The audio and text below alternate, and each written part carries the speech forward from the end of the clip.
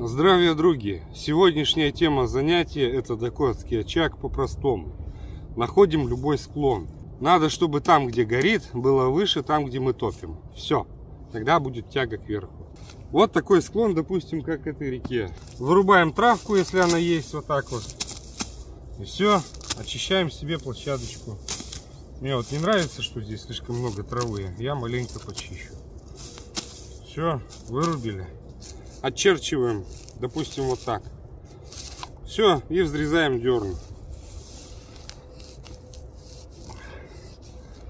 Ну, чтобы проводить такие манипуляции с ножом, вам понадобится нож. Это, кстати, ученический нож. Я его беру с собой в походы, когда тренирую учеников или творю много земляных работ.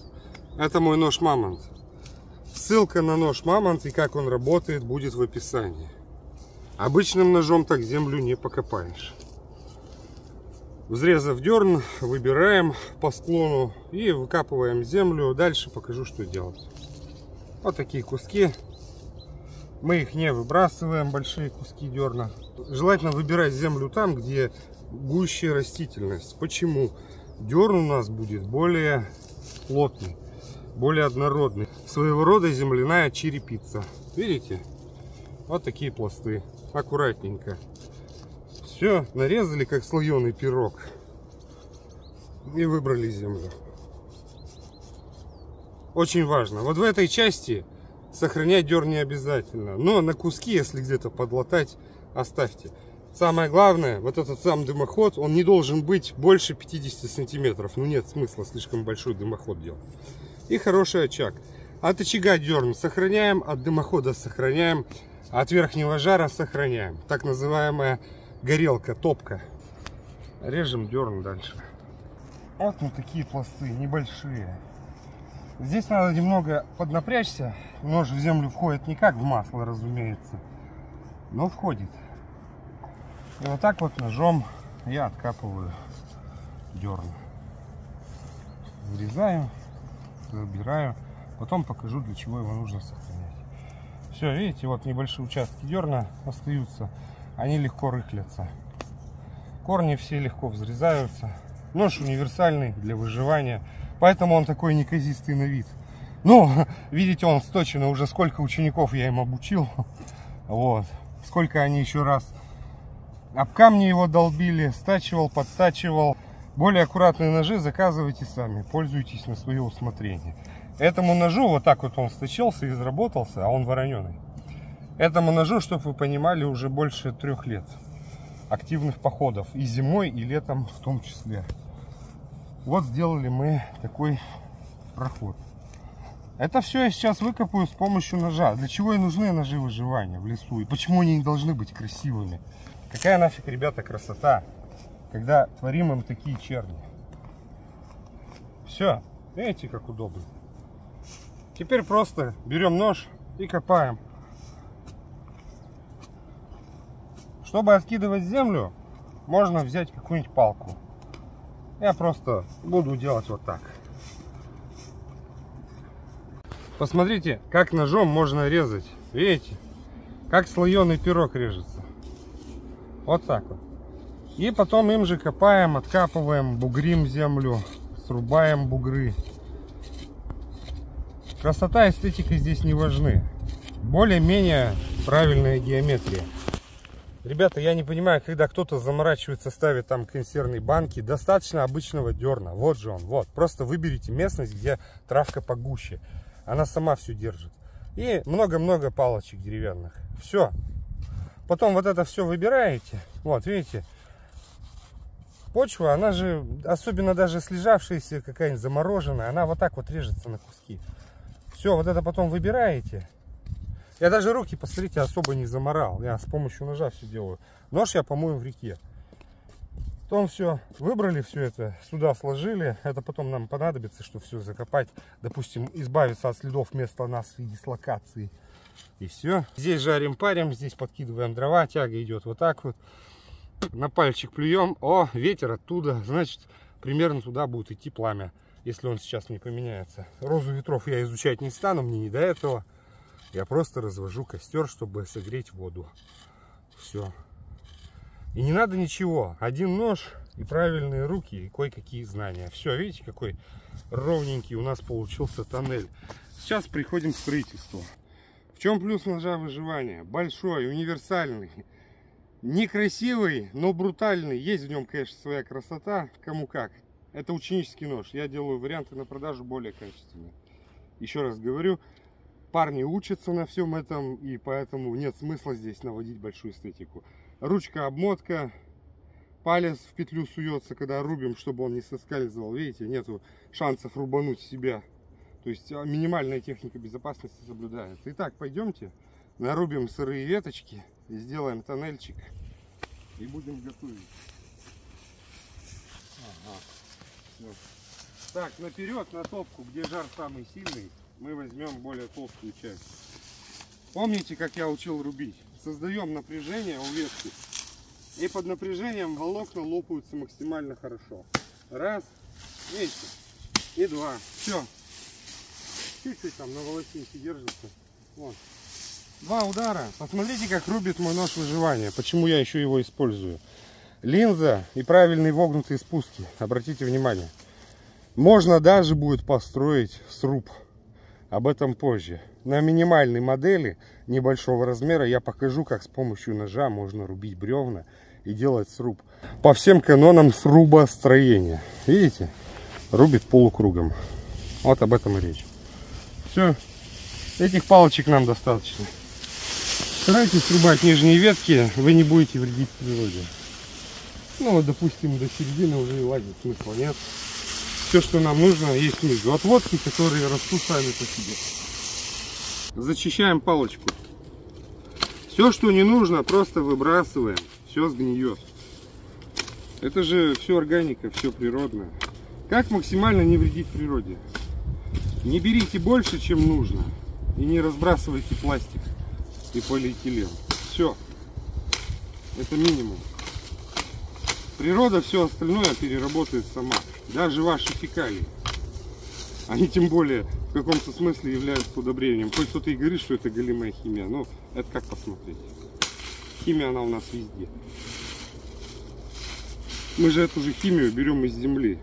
А уж сама земля умеет ее распределить, переработать и усвоить. Кстати, я недавно смотрел фильмы, по-моему, National Geographic снимает. Что будет после того, как человека не станет?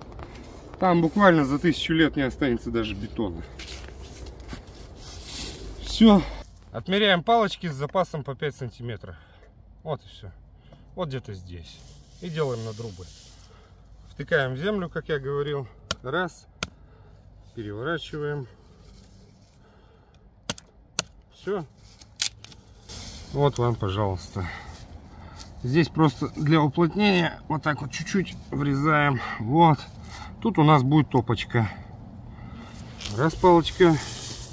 По ее шаблону. Вторую. Вот здесь по сучку. И так далее.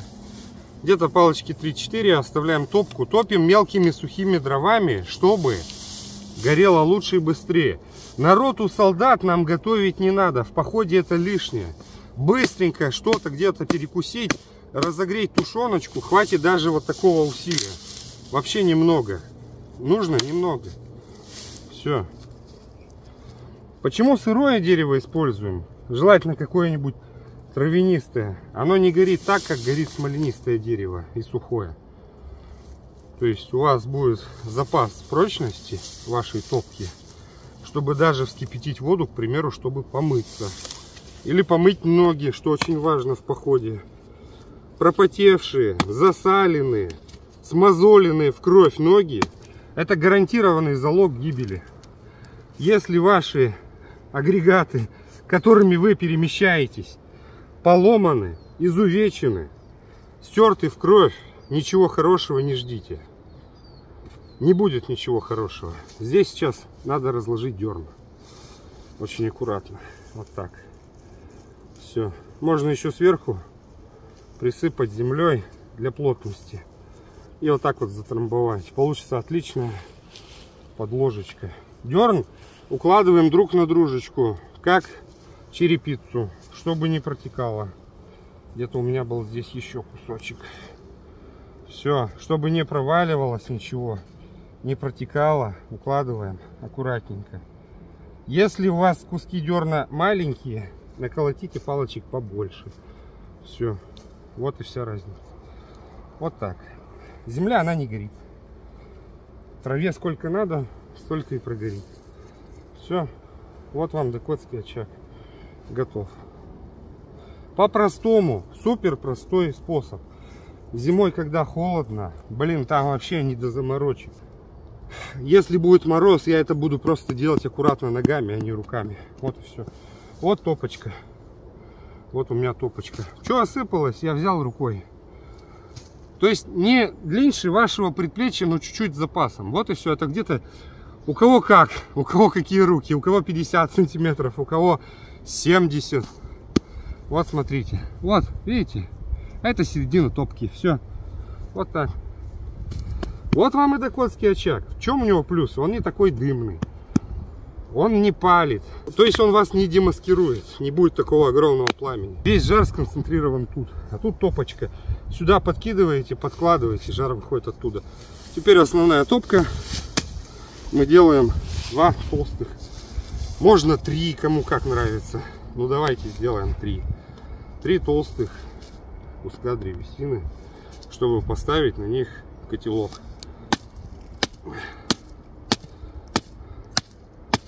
Все. Раз и 2. Все. Рубите аккуратно, у меня есть опыт. Вы его прям наслаиваете, этот опыт, на один на другой в рубке древесины. Это прям очень важно. Иначе можно лихо отрубить себе чего-нибудь. Так, вот у меня 2 толстые палки, да и хватит. Хватит их, в принципе. Так, вот здесь и вот здесь сейчас рубанем. Раз, 2 и вот здесь вот еще. Раз, 2. Все. Вот так же здесь рыхлим под палочку, чтобы они не вращались. Потому что если будут вращаться, может упасть посуда. Вот так подгоняем их максимально близенько друг к дружке.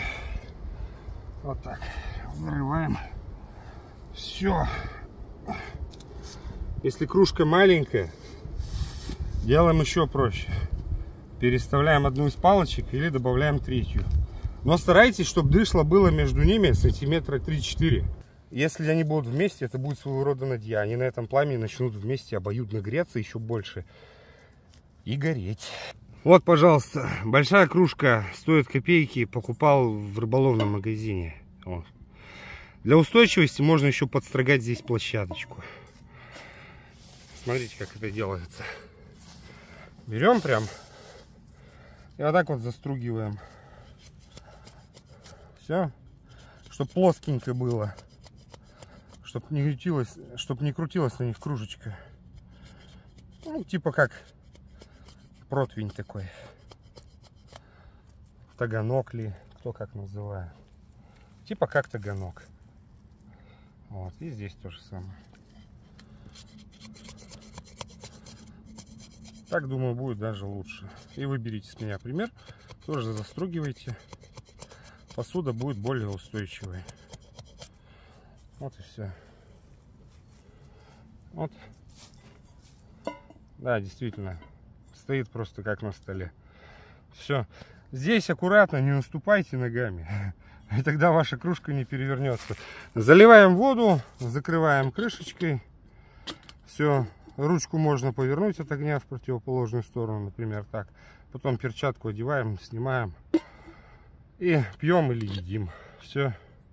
А сейчас я пойду за сухими дровами. Итак, если у нас нет бересты и примерно какая-то лесостепь или вы возле реки, не забывайте, что лучшей растопкой является все-таки сухая трава. Поэтому начинаем с нее. Заготавливаем сухую траву. Берем любую траву, но сухую. Вот, пожалуйста, она вспыхнет как порох. И потом подкармливаем тоненькими сухими веточками. Прям берем много. Набираем хорошо. В любой мороз всегда, даже после сильных дождей, она все равно сухая. Можно даже борщевик поджигать. Вот всякие засохшие цветы. Я не ботаник, кто в курсе, что это за растение. Вот, всякие засохшие цветы, видите? Это же по сути хлопок, как вата, порох. Собираем все это. Потом это нам пригодится для растопки. Чем больше, тем лучше, потому что, чтобы зажечь дрова, нужна определенная удельная теплоемкость. Поэтому собираем, потом все мы это зажгем. Видите? О, для растопки сгодится. Все. Кстати, еще клещи не спят, так что будьте внимательны. Я уже 2 поймал на себе. Вот, собрали мы всю эту траву, поджигаем. Смотрите, как яростно горит. И туда в топочку. Все, пошло гореть. И кормим огонь вот такими маленькими веточками. Все. Чем еще хорош дакотский очаг? Как ни крути, это очаг. Дров уходит меньше. Земля держит тепло. Пища приготавливается быстрее. Да, там всякие есть газовые горелки современные, печки-щепочницы и так далее и тому подобное. Но все равно дакотский очаг имеет свои плюсы. Опять же, никаких щепочниц, ничего лишнего, только правильный нож, зажигалка или какое-нибудь огниво. И вперед на приключения. Если у вас нет подобной травы, собирайте любую. Вообще любую, главное, чтобы была сухая. Все. И следите за этим.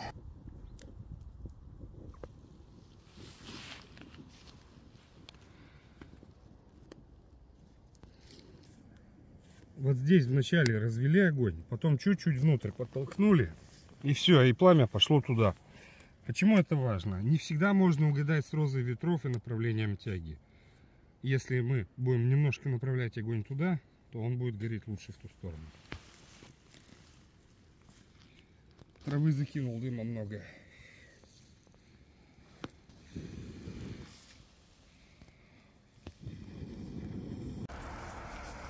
Первоначально, если у вас нет тяги, можете подразогреть, просто поддувая. Огонь нагреется и туда пойдет, протопится печка. Опять же, на пламя можно регулировать, переставляете палочки поближе, нагревается быстрее, и все.